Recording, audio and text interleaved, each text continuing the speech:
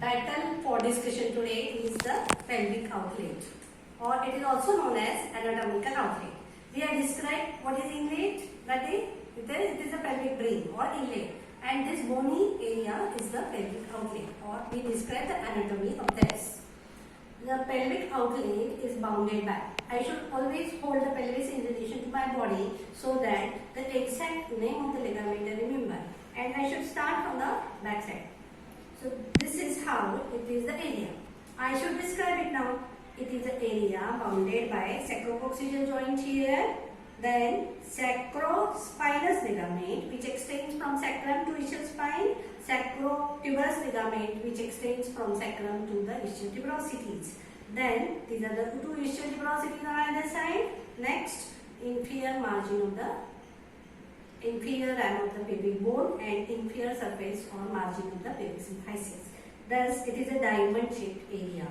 Like this, it is a diamond shaped area bounded by sacrococcygeal joint, sacrospinous ligament, sacrotuberous ligament, ischial tuberosities on either side, inferior ram of pelvic bone and pelvic symphysis. Now, how shall I measure this anatomical outlet clinically? Clinically, I cannot carry rural scale in my pocket and measure it. So, clinically, we assess the pelvic outlet with the help of our fingers. Okay.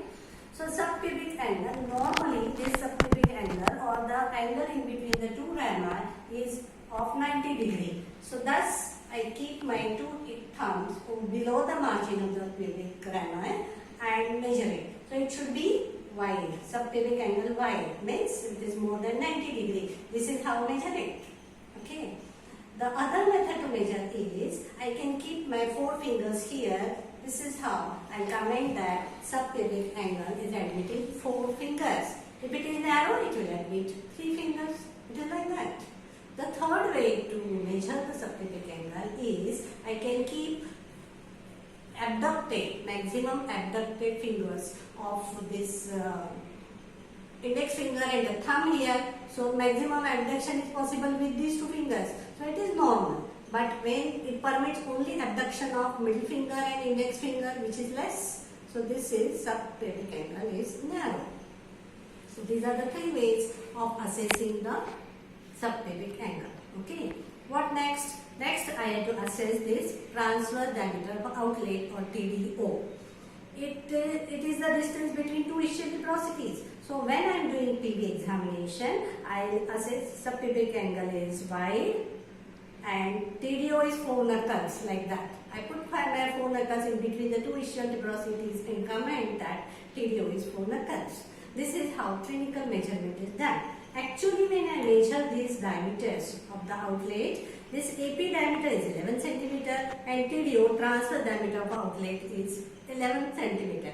So both these diameters are same, 11 cm. Somehow this spinous, interspinous diameter of the least pelvic dimension is 10 cm.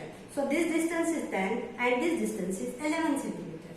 The outlet extends from ischial spine to the ischial tuberosities. That is known as obstetric outlet. Okay.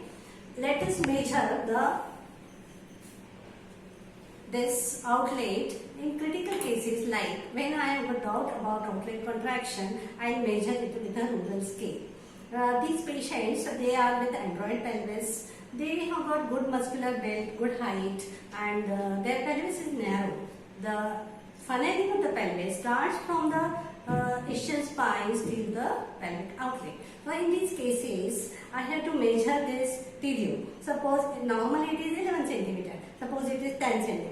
PSD normally, the distance between this transverse diameter and the posterior segment of the sagittal diameter is 7 cm, 7.5. Normally this is 7.5, normally this is 11 cm. So Thoms is an obstetrician who has given a rule. What he says that whenever the total of TDO, transverse diameter of outlet, plus PSD 7.5 cm. If it is more than 15 cm, then it is adequate. Okay. So how do I measure it clinically?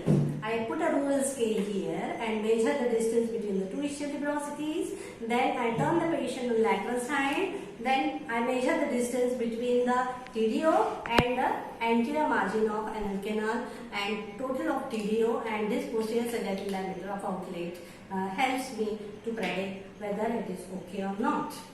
What I mean to say, why there is a need to measure the PSG or posterior sagittal diameter of outlet. The thing goes wrong like this. Suppose this head is coming down. If the subpubic angle is narrow, it nicely uses the space below the subpubic angle. But if this subpubic angle is wide, then it uses the anterior space. But if this is narrow, then the head recedes back and it uses the posterior space to come out. Naturally, I am interested in knowing how much space is available in the posterior segment for the fetal head to come out. So that is how Thom's rule helps in predicting the outlet. What next? One more important thing I want to discuss today is the obstetric outlet. This was the anatomical outlet we have discussed. Now what is obstetric outlet?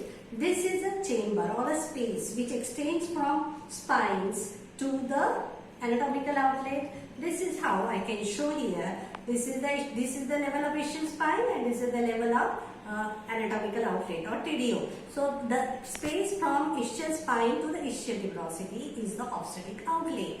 Why it is important? Because at this level the direction of the descent of the head changes.